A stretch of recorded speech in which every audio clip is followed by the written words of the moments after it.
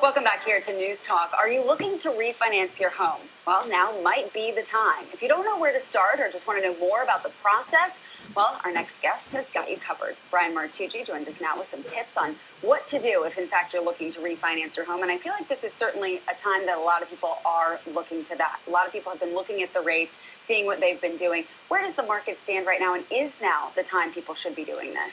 Well, I think it is because people have been looking to refinance for years. Rates have been dropping, and people have gotten into this mindset that they're just going to keep dropping. Right. But I would argue they've certainly found a floor, and in the last couple months they've been starting to get unsettled and tick up. This morning is a perfect example. I've been in the office, so I haven't seen what happened to rates this morning, but unemployment dropped from 7.9 to 7.7%. I know because I got it on my phone that the bond market is in turmoil. I imagine that that's strong news, which is bad news for the bond market, so I bet interest rates tick up a little bit more today. So I think the takeaway is people need to know we're not going to see 3%, 2.5%, 2%. I think now is the time for all the fence sitters. For a lot of people, like you said, who are on the fence and thinking, okay, maybe now is the time, and they've heard of the rate, or they thought, they could lock me in at 3, and there's sort of all these other hidden things. What should people be looking at to finally get what that number is actually going to be? Right. There's a lot of, not necessarily hidden things, but there's a lot of variables that go into pricing a loan. So if I get a phone call and they say, I want your best rate, okay, well, there are a lot of questions before I throw that out there. For example, on a condominium, not many people realize condo loans over a 75% loan to value, and not a lot of people have 25, 30, 35% equity, is an add-on. They call it an add-on, and the interest rate may go up almost 0.25%. Multifamily properties are an add-on.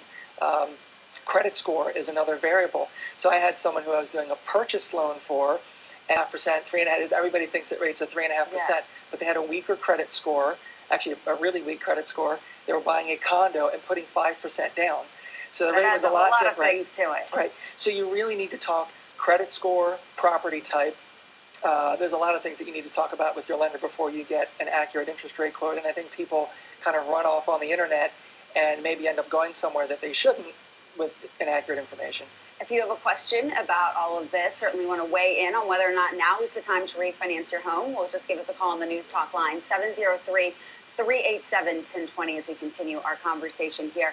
Certainly a lot of people see the signs outside of banks. They get information in their mailbox. They wonder, where's the right place to even start? If they're thinking, okay, now this is the time because of the way that the rates are going, the way that the market is, how do you even begin the process? Where do you even sit down and start?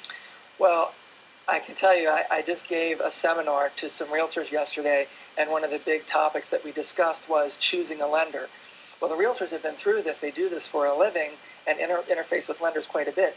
And they've determined that, well, we don't necessarily want to go with a mortgage broker because mortgage brokers don't really control the underwriting, for example. The underwriting goes to the bank that they broker the loan to.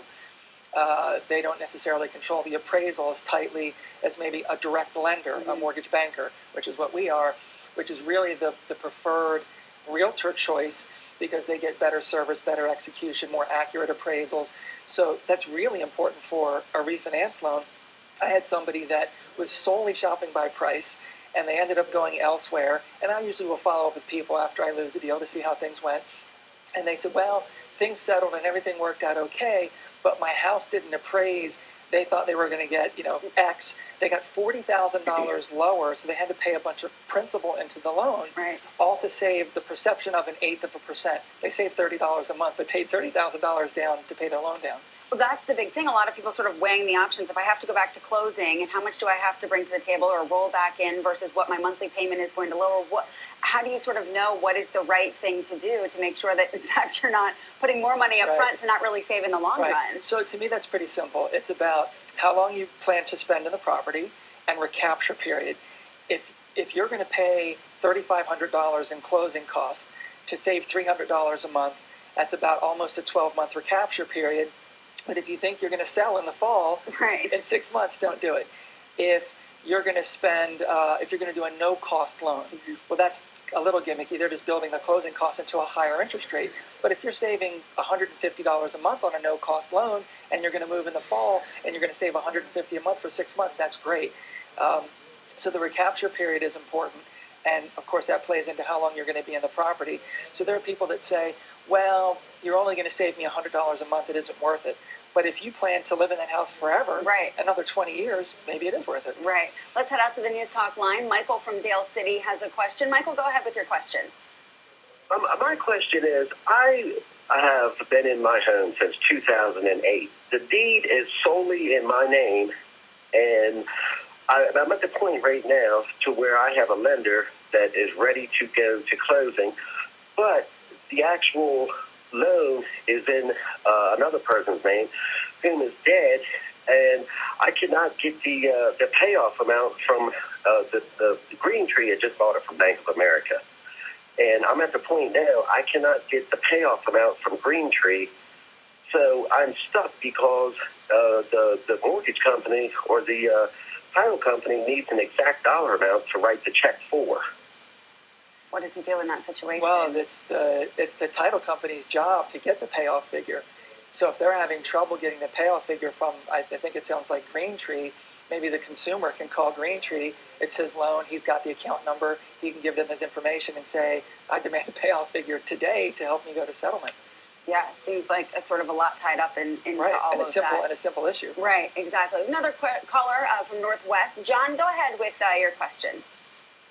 Good morning, Brianne. Good morning.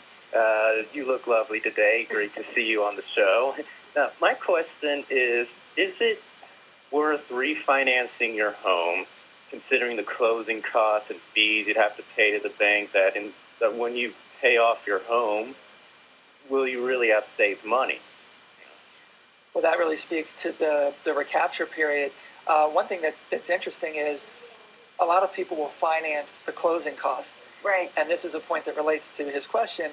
If you finance, let's say, $4,000 in closing costs and you're in the house for 10 years, maybe you've paid $8,000 in closing costs, so your recapture period is longer. Right. So you need to take into account, should I pay cash? If you owe $300,000, instead of making the loan $304,000, maybe keep it at $300,000 and pay cash for the closing costs, and then you can have a more accurate recapture period.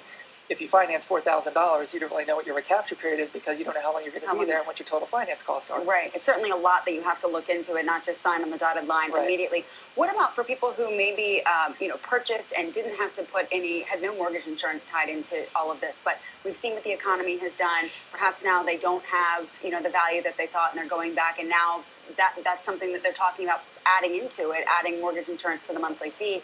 How do you decide, weigh the options, whether or not you should go ahead then? Well, usually I've done those numbers 1,000 times, and it usually doesn't make sense to add mortgage. The mortgage insurance has gotten really expensive. Yeah.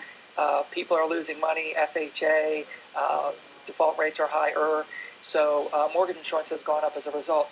I would look into if you've got smaller equity or no equity, and somebody's talking about mortgage insurance, instead maybe doing a HARP or a HAMP loan, which is the loan that the administration has now forced the lenders to do, where you can refinance with negative equity, no mortgage insurance, as long as you had no mortgage insurance to start at market rates. And is that sort of the option people should be putting forward? If you're looking for a lender, and we've talked about this, going through the process when you first buy the home, sometimes you have the realtor to guide you along, and you have sort of someone pushing you in the right direction, so to speak.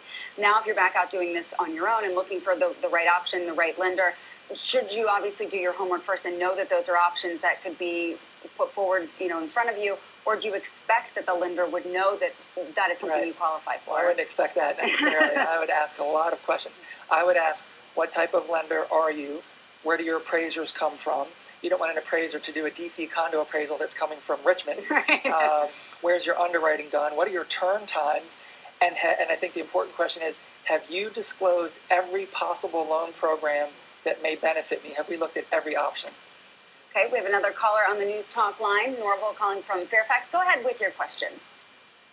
Yes, I would like to, good morning. I would like to ask, my wife and I, we have two homes. Our primary home, we owe about $35,000 on.